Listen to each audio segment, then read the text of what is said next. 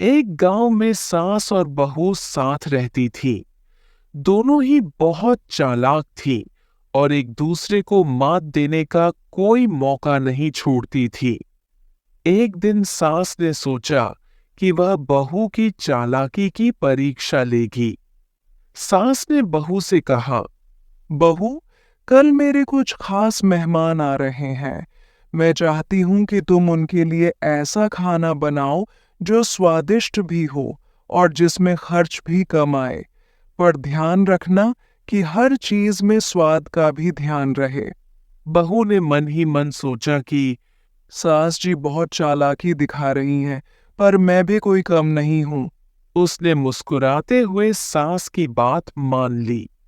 अगले दिन जब मेहमान आए तो बहू ने सिर्फ पत्ते के दोने में भुने हुए चने, नमक और मिर्च मिलाकर परोस दिया। मेहमानों ने ये देखा तो थोड़े हैरान हुए, लेकिन जैसे ही उन्होंने चने खाए, उनका स्वाद लाजवाब था। सबने तारीफ की और कहने लगे कि इससे अच्छा तो कोई खाना हो ही नहीं सकता। सास ने गुस्से में आकर बहू से कहा, ये क्या बस चने परोस दिए? बहू ने मुस्कुराते हुए जवाब दिया, सासू माँ, आपने कहा था कि खर्च कम हो और स्वाद अच्छा हो, मैंने वही किया। सास को बहू की चतुराई समझ में आ गई और उसने मन ही मन सोचा, ये बहू भी मुझसे कम चालाक नहीं है।